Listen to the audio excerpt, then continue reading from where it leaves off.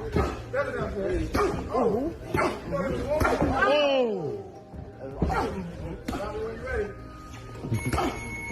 want to be involved with it, but I do respect the fact that it's going to do big numbers. It's just not boxing. And I don't think we should promote it as boxing. Leaked footage from Gervonta Davis's training camp shows him trading punches with heavyweight-sized sparring partners ahead of his bout with Jake Paul. The clips reveal Tank testing his power against towering opponents, proving he's not intimidated by the size difference. His team reportedly arranged these intense sessions to toughen him up and silence critics who doubt his ability to handle bigger fighters. Gervonta Davis has been taking on much larger opponents during his training sessions, sparring with heavyweights and power punchers to sharpen his strength and timing. These intense sessions show how confident he is, refusing to stay within his own weight class as he tests himself against fighters who outweigh him significantly. Jake Paul has made a career out of picking fights that grab attention and stir controversy. He doesn't choose opponents randomly. Stop closing up. Gotta let it go. Keep turning, step around. Keep turning.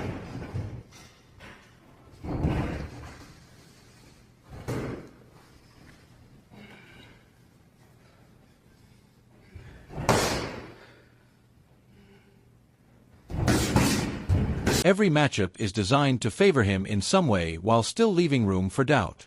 Whether it's a difference in weight, experience, or style, Jake always finds a setup that gives him leverage, but keeps the audience guessing. That tension between control and risk is what makes his fights addictive.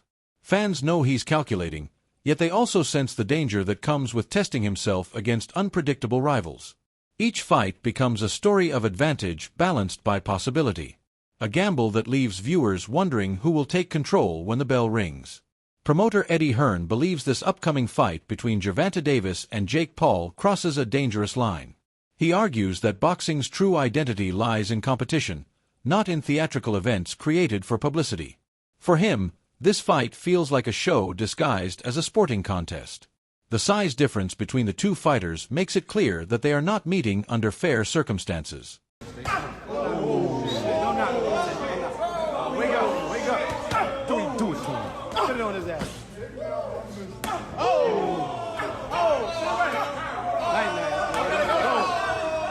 Jake Paul is naturally bigger, while Gervonta comes from lighter divisions built on speed and precision. Hearn warns that when boxing becomes too focused on entertainment, it risks losing its foundation as a professional sport. He sees this event not as a clash of skill, but as a business performance meant to pull in views and money, which could erode the respect boxing has earned through generations of discipline and sacrifice. Former champion Paulie Molina takes a more realistic view of the fight. Guys, what's the key to having a fight that's exciting? Is when you look at one corner, you're like, that guy can't be beat. And you look at the other corner, you're like, that guy can't be beat. And they're about to fight. It just feels like Jake Paul is always picking fights where he has a massive advantage. Like now he's fighting Gervonta Davis, who's, I don't know how much smaller, but probably close to like 80 pounds smaller, which is a crazy, significant weight advantage for Jake Paul. Now, you have to also look at the other way. Gervonta has a crazy advantage over Jake Paul. He has incredible amount of skill, more years of training. For sure, pound for pound, he would mop the floor with Jake Paul. But this is what makes the fight exciting. And two guys fighting, and we don't know who's going to win. Guys, what's the key to having a fight that's exciting? Is when you look at one corner, you're like, that guy can't be beat. And you look at the other corner, you're like, that guy can't be beat. And they're about to fight. Somebody's about to say go, and these guys got to go at it. So that's what makes a fight exciting. And so this is kind of that. Because if they were the same weight, none of us would tune in. We'd be like, this is just a punching bag for Gervonta. It doesn't make the fight exciting. But because Jake Paul is so big, so much bigger, it makes the fight exciting. He reminds fans that this event should not be mistaken for an official boxing match. It's a show. He points out that there is no betting, no serious ranking impact, and no long-term consequences for either fighter's career. To him, the bout is more like a modern exhibition, something meant to entertain the masses rather than test professional limits.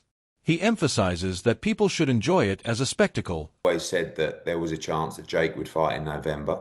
I think, wasn't I the one that broke Jake Paul against Gervonta Davis 6 months ago or something? I knew that they'd agree that deal. I didn't know they were about to announce it then, but I did know that they'd agreed that deal previously. So I don't like it, if I'm honest. I mean, I think we need to really differentiate between boxing and an entertainment concept, and that's what that is.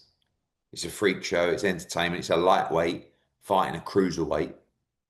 You know, with I don't know, is it bigger gloves and certain minutes per round. I don't know what it is, but you know, I understand the market and I understand this freak show shock kind of the world mentality of people potentially tuning in. Is that a step too far? Maybe. I mean, I hated Jake Paul against Mike Tyson, but it did massive numbers. I hate Jake Paul against Gervonta Davis. It'll probably do massive numbers. So that's when you really have to differentiate yourself between just because you don't like it doesn't mean isn't going to do good business. However, you want to be involved with it is another kettle of fish. I don't want to be involved with it, but I do respect the fact that it's going to do big numbers. It's just not boxing. And I don't think we should promote it as boxing.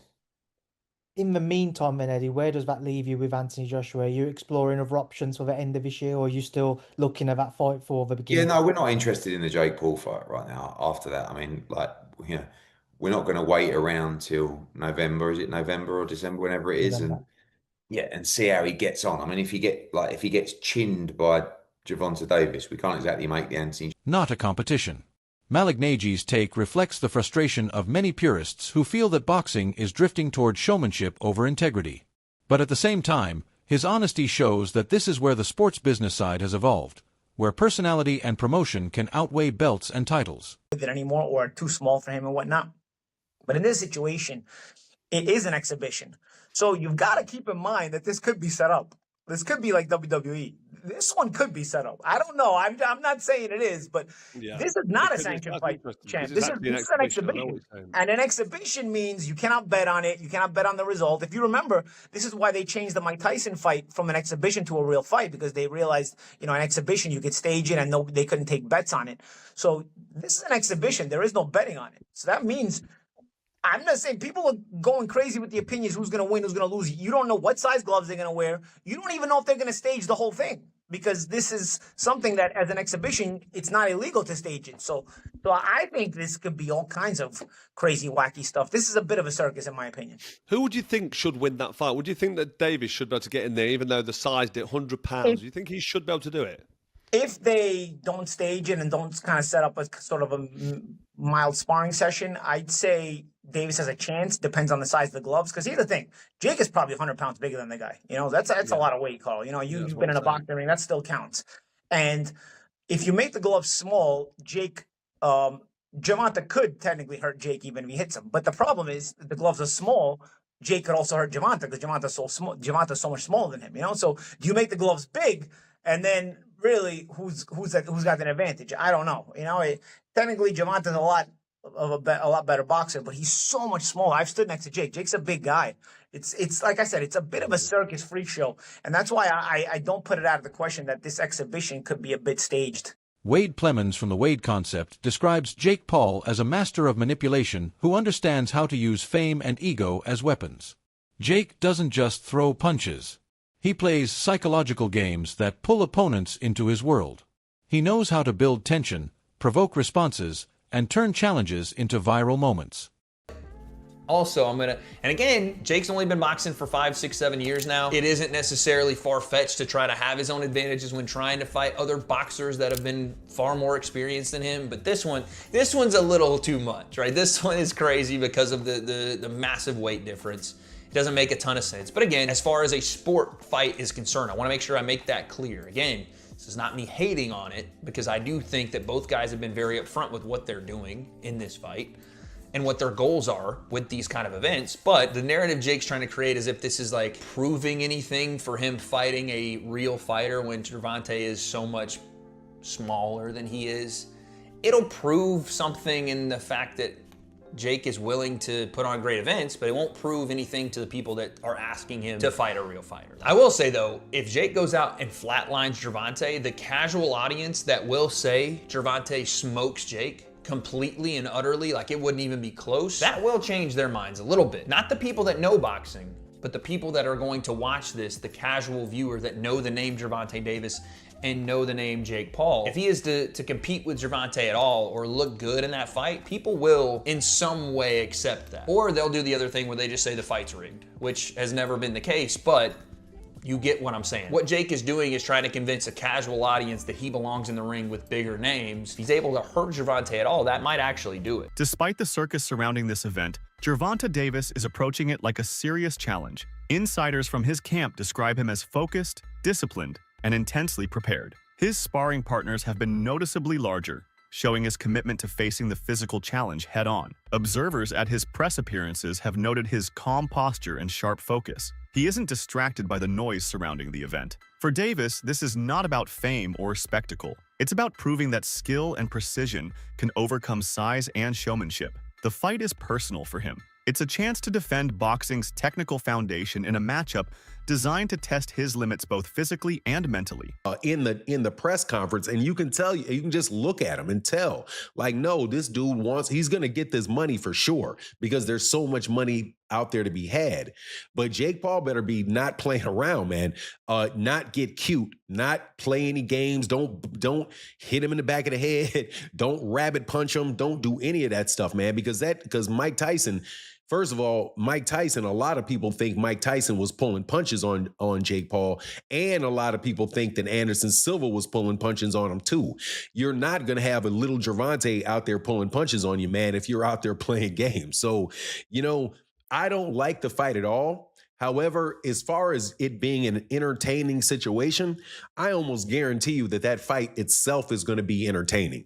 That it's going to be something that you look at and you're going to say, man, everybody's going to watch it. Everybody's going to want to know what happens in it. But at the same time, it's kind of like what people think, when you see a car crash, like you're driving down the road and all of a sudden the traffic gets heavy and you're like, man, I'm going to be in traffic for a long time.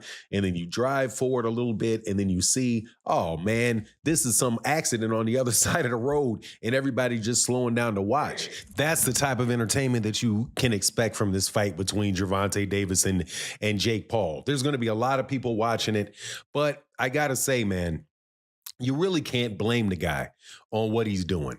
And there's a lot of criticism flying on Gervonta Davis. It's not Gervonta Davis's fault that boxing took this turn.